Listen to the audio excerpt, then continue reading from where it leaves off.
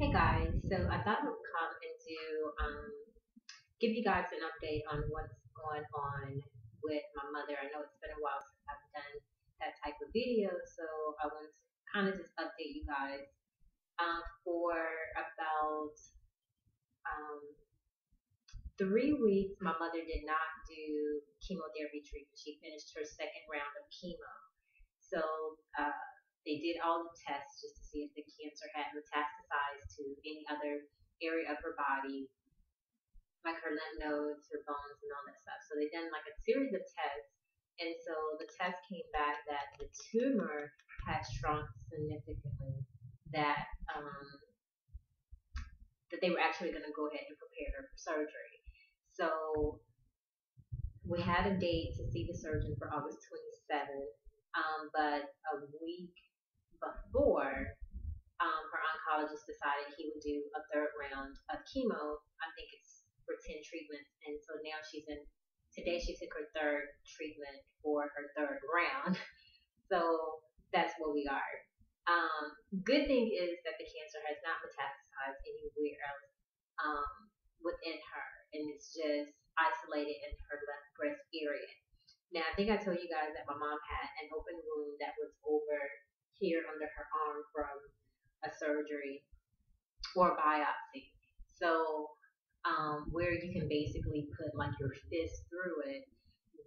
With the second round of chemo, that area healed, not completely, but it's healed to the fact where the nurse only comes once a week to change her bandage, and the other days or so, my sister can do it, but it's not necessary that it's changed every day. So that's a good thing, and so we're happy about that. So I think with this round of chemo, the third round of chemo, she'll be able to that particular area will probably be completely healed, which is not her tumor, but it's a wound, and it's not from having a mastectomy or anything, or the tumor removed. It was caused by a biopsy, a bad biopsy. So that's what we are. So we were hoping she would have gone to the surgeon on August 27th. She would have gotten her surgery date, which would have put her at having her surgery this past week or this week. So now that she's in the third round, she would complete. She has, I think, 7 more treatments. She'll go back in October to see the surgeon. She periodically throughout her treatment, she does see the oncologist and her surgeon here, in which they are completely amazed at the progress. And I think I told you guys before that my mother's blood count was extremely, extremely low. Her blood count was like at a 4 at one time, barely a 4. So about a month or so ago, her blood count was at like 11.5.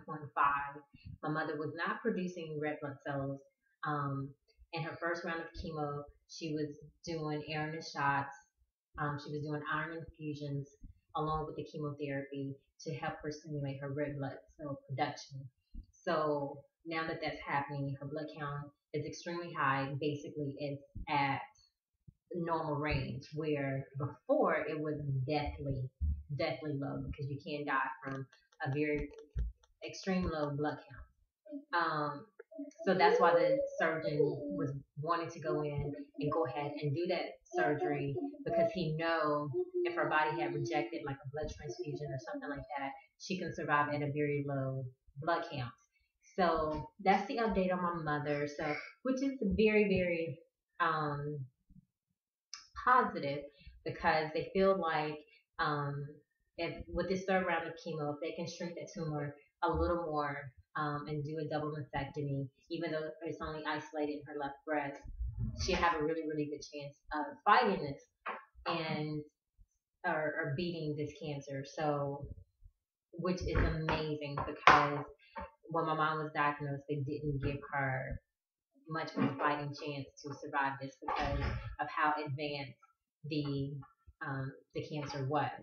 So we're happy about that. My mother's still living with me, and I'm looking forward to whenever she is well and can go home. It's not that I don't love my mother, but being a caregiver to her has been exhausting.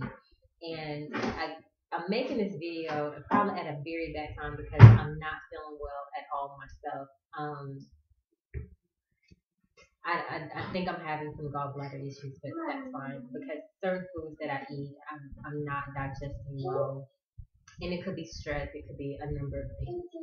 But anyway, so I'm looking forward to my mom beating this and then able to return home.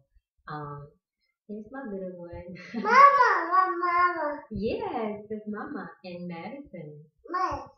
All right. So, so we have enjoyed